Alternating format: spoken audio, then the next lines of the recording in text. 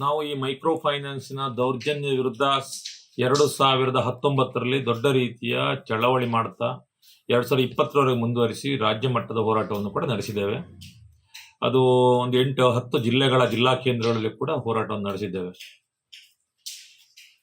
ಆವಾಗ corona virus ಬಂದ ಕಾರಣದಿಂದಾಗಿ ಒಮ್ಮೆಗೆ ಎಲ್ಲವೂ ಕೂಡ ಅಂತ್ಯಗೊಂಡಿತ್ತು. ಆದರೆ ಈಗ ಇತ್ತೀಚೆಗೆ ಪುನಃ ಈ ಮೈಕ್ರೋ ಫೈನಾನ್ಸ್ಗಳ ಗೂಂಡಾಗಳು, ಸಿಬ್ಬಂದಿಗಳನ್ನು ಹೇಳುವಾಗಿಲ್ಲ, ಅವರನ್ನು ಗೂಂಡಾಗಳು ಮನೆ ಮನೆಗೆ ಬಂದು ಕೆಲವರಿಗೆ ಟಾರ್ಚರ್ ಕೊಡುವಂಥದ್ದು, ನೋಟಿಸ್ ಕೊಡುವಂಥದ್ದು, ಬೇರೆ ಬೇರೆ ರೀತಿಯ ದೌರ್ಜನ್ಯಗಳು ಮಾಡ್ತಾ ಇದ್ದಾರೆ. ಮುಖ್ಯವಾಗಿ ಮಹಿಳೆಯರಿಗೆ ಅವಮಾನಕಾರಿಯಾಗಿ ಅವರ ನಡವಳಿಕೆ ಸರಿಯಿಲ್ಲ. ಮನೆಗೆ ಬಂದು ಈ ರೀತಿಯಲ್ಲಿ ಅವಮಾನಿಸುವುದು ಕೂಡ ಮಹಿಳಾ ಹಕ್ಕಿನ ಉಲ್ಲಂಘನೆ, ಅದು ಸಂವಿಧಾನ ವಿರೋಧಿ ಕೃತ್ಯಗಳನ್ನು ಇವತ್ತು ಗೂಂಡಾಗಳು ಮಾಡ್ತಾ ಇದ್ದಾರೆ. ಈ ಮೈಕ್ರೋ ಫೈನಾನ್ಸಿನ ಸಾಲದ ಹೆಸರಿನಲ್ಲಿ ಎಲ್ಲ ಶಿಬಿರಗಳನ್ನು ಏರಿಸಿ ಈ ಮಹಿಳೆಯರಿಗೆ ಎಲ್ಲೂ ಕೂಡ ಸಾಲ ಸಿಗದಾಗಿ ಮಾಡುವಂತ ಕುತಂತ್ರಗಳು ನಡೀತಾ ಇದೆ. ಇವತ್ತು ಈ ಸಾಲ ಕೊಟ್ಟಿದ್ದಾರಾ ಇಲ್ವಾ ಅಂತ ಹೇಳೋದು ಕೆಲವರಲ್ಲಿ ಡೌಟ್ ಉಂಟು. ಕೆಲವು ಎಷ್ಟು ಪಾವತಿ ಮಾಡಿದ್ದಾರೆ ಅಂತ ಹೇಳಿದ್ರೆ ಅದು ಎಷ್ಟು ಪಾವತಿ ಆಗಿದೆ ಅಂತ ಇವರಿಗೆ ಗೊತ್ತಿಲ್ಲ. ಆ ರೀತಿಯಲ್ಲಿ ಪಾವತಿ ಕೂಡ ಆಗಿದೆ. ಯಾಕಂದ್ರೆ ಯಾವುದೇ ದಾಖಲೆಗಳಿಲ್ಲ, ಸಾಲ ಕೊಟ್ಟದ್ದಕ್ಕೂ ದಾಖಲಿಲ್ಲ, ಸಾಲ ಮರುಪಾವತಿಗೂ ದಾಖಲಿಲ್ಲ. ಈ ರೀತಿಯಲ್ಲಿ ಇವತ್ತು ಮಹಿಳೆಯರನ್ನು ಶೋಷಣೆ ಮಾಡಿದ್ದಾರೆ. ಇದರ ಬಗ್ಗೆ ಸರ್ಕಾರ ಕೂಡ ಯಾವುದೇ ಗಮನ ಕೊಡ್ತಾ ಇಲ್ಲ. ಇವತ್ತು ಮೈಕ್ರೋ ಫೈನಾನ್ಸ್ಗೆ ಸಂಬಂಧಪಟ್ಟ ಒಂದು ದೇಶ ಮಟ್ಟದ ಒಂದು ಕಾನೂನು ಬರಬೇಕು ಅಂತೇಳಿ 2011ರಿಂದ ಲೋಕಸಭೆಯಲ್ಲಿ ಮಂಡನೆ ಆಗ್ತಾ ಇದೆ, ಖಾಸಗಿ ಬಿಲ್ ಮಂಡನೆ ಆಗಿದೆ, ಅದು ಯಾವುದು ಕೂಡ ಮಂಜೂರಾಗಲಿಲ್ಲ. ಇದು ಕಾನೂನು ಇಲ್ಲದ ರೀತಿಯಲ್ಲಿ ಇವತ್ತು ಕೇಂದ್ರ ಸರ್ಕಾರ ಅದನ್ನು ಬಂಡವಾಳಶಾಹಿ ಕಾರ್ಪೊರೇಟ್ ಕಂಪನಿಗಳಿಗೆ ಒಂದು ಚಾರಿಟೇಬಲ್ ಸಂಸ್ಥೆಗಳ ಮೂಲಕ ಮಹಿಳೆಯರ ಸಬಲೀಕರಣಕ್ಕೆ ಜವಾಬ್ದಾರಿ ಕೊಟ್ಟಿದ್ದಾರೆ. ಇದು ಮಹಿಳಾ ಸಬಲೀಕರಣ ಉದ್ದೇಶ. ಇದಕ್ಕೆ ಈ ಕಾರ್ಪೊರೇಟ್ ಕಂಪನಿಗಳಿಗೆ ತೆರಿಗೆ ವಿನಾಯಿತಿ, ಈ ತೆರಿಗೆ ವಿನಾಯಿತಿಯ ಹಣದಲ್ಲಿ ಅವರು ಈ ರೀತಿಯಲ್ಲಿ ಮೈಕ್ರೋ ಸಾಲಗಳನ್ನು ಕೊಡ್ತಾ ಇದ್ದಾರೆ. ಆದ್ರೆ ಯಾವುದೇ ಮಹಿಳೆಯ ಸಬಲೀಕರಣ ಇವರು ಮಾಡಲಿಲ್ಲ. ಇವರು ಏನು ಮಾಡಿದ್ದಾರೆ? ಇದರಲ್ಲಿ ಇರುವುದು ಮೂಲ ತಂತ್ರಗಳು. ಇದು ಮುಖ್ಯವಾಗಿ ಪ್ರಾರಂಭ ಆದ ಬಾಂಗ್ಲಾದೇಶದಲ್ಲಿ. ಫ್ರಾಡ್ ಅಂತ ಹೇಳುವ ಅಮೆರಿಕದ ಸಂಸ್ಥೆ ಕೂಡ ಇದರ ಹಿಂದೆ ಇದೆ. ಈ ಮೊಹಮ್ಮದ್ ಯೂನಸ್ ಅಂತ ಹೇಳುವವರು ಈ ಮೈಕ್ರೋ ಫೈನಾನ್ಸ್ಗಳ ಅಥವಾ ಕಿರು ಹಣಕಾಸು ಸಂಸ್ಥೆಗಳ ಪಿತಾಮಹ. ಈ ಕಿರು ಹಣಕಾಸುಗಳನ್ನು ಹಳ್ಳಿಗಳಲ್ಲಿ ಗಲ್ಲಿಗಳಲ್ಲಿ ಮಹಿಳೆಯರಿಗೆ ಮನೆಗೆಲ್ಲ ಕೊಟ್ಟಾದಾಗ ಎಲ್ಲರ ಕಂಟ್ರೋಲ್ ಅನ್ನು ಪಡೆಯುವಂತ ಈ ಕಿರು ಹಣಕಾಸು ಸಂಸ್ಥೆಯ ಮೂಲ ಕಾರ್ಪೊರೇಟ್ ಕಂಪನಿಗಳಲ್ಲಿ ಇರ್ತದೆ. ಅಮೆರಿಕದಂತಹ ಫ್ರಾಡ್ ಕಂಪನಿ ಇದರ ಹಿಂದಿದೆ. ಅದೇ ಕಾರಣದಿಂದ ಮೊಹಮ್ಮದ್ ಯೂನಸ್ಗೆ ಈ ನೊಬೆಲ್ ಪಾರಿತೋಷಿಕ ಕೂಡ ಸಿಕ್ಕಿತ್ತು.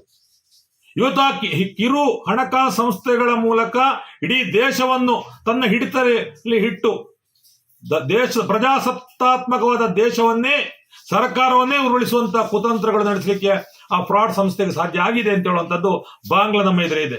ಇವತ್ತು ಬಾಂಗ್ಲಾದೇಶದ ಪ್ರಜಾಪ್ರಭುತ್ವ ರೀತಿಯಲ್ಲಿ ಗೆದ್ದು ಬಂದ ಸರ್ಕಾರ ಬಿದ್ದು ಹೋಗಿದೆ. ಇವತ್ತು ಯಾರು ಈ ಕಿರು ಹಣಕಾಸು ಸಂಸ್ಥೆಗಳನ್ನು ಪ್ರಚಾರಕ್ಕೆ ತಂದ್ರೋ ಅದೇ ಮೊಹಮ್ಮದ್ ಯೂನಸ್ ಇವತ್ತು ಬಾಂಗ್ಲಾದೇಶದ ಅಧಿಕಾರ ಚುಕ್ಕಾಣಿ ಹಿಡಿದಿದ್ದಾರೆ ಅಂತ ಹೇಳುವಂಥದ್ದನ್ನು ನಾವು ಅರ್ಥ ಮಾಡಿಕೊಳ್ಬೇಕು. ಇದು ನಮ್ಮ ದೇಶದಲ್ಲಿ ಕೂಡ ಎಲ್ಲ ಕಡೆ ಈ ಕಾರ್ಪೊರೇಟ್ ಕಂಪನಿಗಳ ಮೂಲಕ ಅದರ ಅಡಿಯಲ್ಲಿ ಬರುವಂತಹ ಮೈಕ್ರೋ ಫೈನಾನ್ಸ್ಗಳು ಮಹಿಳೆಯರಿಗೆ ಸಾಲದ ಹಣ ಕೊಡ್ತಾ ಎಲ್ಲ ಬಡ ಜನರ ಕಂಟ್ರೋಲ್ ಅನ್ನು ಇಟ್ಕೊಂಡಿವೆ, ಸಾಲದ ಹಂಗಿನಲ್ಲಿ ಇಟ್ಕೊಂಡಿದ್ದೇವೆ. ಇದು ಸರ್ಕಾರ ಮಾತ್ರ ಅಲ್ಲ, ಕಾರ್ಪೊರೇಟ್ ಕಂಪನಿಗಳು ಕೂಡ ದುರುದ್ದೇಶಪೂರ್ವಕವಾಗಿ ಈ ದೇಶವನ್ನು ಹಿಡಿತದಲ್ಲಿ ಇಟ್ಟುಕೊಳ್ಳಿಕ್ಕೆ ಜನ ಬಾಯಿ ತೆಗೆಯದಂತ ರೀತಿಯಲ್ಲಿ ಸಾಲದ ಸುಳಿಯಲ್ಲಿ ಬಿದ್ದು ಒದ್ದಾಡುವ ರೀತಿಯಲ್ಲಿ ಮಾಡುವಂತಹ ಕುತಂತ್ರದಲ್ಲಿ ಅಡಗಿದೆ. ಅದರಿಂದ ನಾವು ಇದು ಮೈಕ್ರೋ ಫೈನಾನ್ಸ್ನ ಈ ರೀತಿಯ ದೌರ್ಜನ್ಯ ಗೂಂಡಾಗಿರಿ ವಿರುದ್ಧ ಹೋರಾಟ ಅಂತ ಹೇಳಿದ್ರೆ ಇದು ಅತಿ ದೊಡ್ಡ ಹಣಕಾಸು ಬಂಡವಾಳದ ವಿರುದ್ಧ ನಡೆಯುವಂತ ವರ್ಗ ಹೋರಾಟ. ಇದು ಸಾಮ್ರಾಜ್ಯಶಾಹಿ ವಿರುದ್ಧ ನಡೆಯುವಂತ ಹೋರಾಟ ಹೇಳುವಂಥದ್ದು ನಾವು ಎಲ್ಲರೂ ಅರ್ಥ ಮಾಡಿಕೊಂಡಿದ್ದೇವೆ. ಈ ನಿಟ್ಟಿನಲ್ಲಿ ಈ ಸಾಲ ಪಡೆದು ಕಂಗಾಲಾದಂತ ಈ ಜನವಿಭಾಗದ ಪರವಾಗಿ ನಾವು ನಿಲ್ಲಬೇಕಾಗ್ತದೆ. ನಾವು ಇದ್ದೇವೆ ಅಂತೇಳಿ ಕರ್ನಾಟಕ ರಾಜ್ಯ ಋಣಮುಕ್ತ ಹೋರಾಟ ಸಮಿತಿ ಅಸ್ತಿತ್ವಕ್ಕೆ ಬಂದಿದೆ. ಇವತ್ತು ಪುನಃ ಅವರು ಮೈತಡೆ ಎದ್ದು ಬರ್ತಾ ಇದ್ದಾರೆ ಅಂತ ಹೇಳಿದ್ರೆ ನಾವು ಅದನ್ನು ತಡೆ ಬಡಿಲೇಬೇಕು.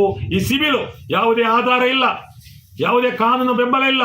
ಹೀಗಿದ್ರೂ ಕೂಡ ಸಾಲಕ್ಕೆ ದಾಖಲೆಗಳೇ ಇಲ್ಲದೆ ಸಿಕ್ಕಿದವರದೆಲ್ಲ ಶಿಬಿರಿಗೆ ಹಾಕ್ತಾರೆ ಅಂತ ಹೇಳಿದ್ರೆ ಇದರಲ್ಲಿ ಕೂಡ ಅನ್ಯಾಯ ನಡೀತಾ ಇದೆ. ಇದನ್ನು ನಾವು ಎದುರಿಸಿ ಸಾಧ್ಯ ಆಗಬೇಕು. ಇನ್ನೊಂದೆಡೆಯಲ್ಲಿ ಯಾವುದೇ ಸ್ವಸಹಾಯ ಗುಂಪುಗಳು ಅದು ಬೇರೆ. ಇದು ಮೈಕ್ರೋ ಫೈನಾನ್ಸ್ಗಳು ಕೊಡುವಂಥದ್ದು ಜಿಎಲ್ಜಿ ಅಂದ್ರೆ ಗ್ರೂಪ್ ಲೋನ್, ಅದು ಸಾಲ ಮಾತ್ರ ಕೊಡೋದು, ಗ್ಯಾರಂಟಿ ಲೋನ್. ಆದ್ರೆ ಇದು SHG ಸೆಲ್ಫ್ ಹೆಲ್ಪ್ಡ್ ಗ್ರೂಪ್, ಅದರಲ್ಲಿ ಉಳಿತಾಯ ಇದೆ. ಈ ಉಳಿತಾಯದ ಹೆಸರಲ್ಲಿ ಒಂದು ಗುಂಪು ಮಾಡಿದ್ರೆ ಆ ಗುಂಪಿಗೊಂದು ಬ್ಯಾಂಕಲ್ಲಿ ಅಕೌಂಟ್ ಇರ್ತದೆ. ಈ ಉಳಿತಾಯ ಹಣವನ್ನು ವಾರ ವಾರ ಈ ಮಹಿಳೆಯರು ಕೊಂಡೇ ಕಟ್ತಾರೆ, ಸಾಲ ಪಡಿತಾರೆ. ಸಾಲದ ಹಣವನ್ನು ಕೂಡ ಗ್ರೂಪಲ್ಲಿ ಸಂಗ್ರಹಿಸಿ ಅದನ್ನು ಅವರು ಬ್ಯಾಂಕಲ್ಲಿ ಕಟ್ಟಬೇಕು. ಆದ್ರೆ SHG ಹೆಸರಲ್ಲಿ ಕೂಡ ಯಾರಾದ್ರೂ ಗೂಂಡಾಗಿರಿ ಮಾಡ್ತಾ ಮನೆ ಮನೆಗೆ ಬಂದ್ರೆ ಅದನ್ನು ಎದುರಿಸಿ ನಾವು ತಯಾರಾಗಬೇಕು. ಧರ್ಮಸ್ಥಳ ಗ್ರಾಮೀಣಾಭಿವೃದ್ಧಿ ಸಂಸ್ಥೆ ಕೂಡ ಸ್ವಸಹಾಯ ಗುಂಪುಗಳ ಬಗ್ಗೆ ನಾವು ಗೌರವ ಇಟ್ಟುಕೊಂಡಿದ್ದೇವೆ. ಅವರು ಕಾನೂನು ಪ್ರಕಾರ ಅದು ಗ್ರೂಪ್ಗಳಲ್ಲಿ ಮಹಿಳೆಯರನ್ನು ಒಟ್ಟು ಸೇರಿಸಿ ಅವರು ಗ್ರೂಪ್ ಅಲ್ಲಿ ಸಂಗ್ರಹ ಮಾಡಿ ಅದನ್ನು ಬ್ಯಾಂಕ್ ಖಾತೆ ಕಟ್ಟುವಂತ ವ್ಯವಸ್ಥೆ ಆಗಬೇಕೇ ವಿನಃ ಗೂಂಡಗಳ ತರ ಮನೆ ಮನೆಗೆ ದರದನ್ನು ಅದು ಯಾರೇ ಆಗಲಿ ನಾವು ಕರ್ನಾಟಕ ರಾಜ್ಯ ಋಣಮುಕ್ತ ಹೋರಾಟ ಸಮಿತಿ ಖಂಡಿಸ್ತದೆ.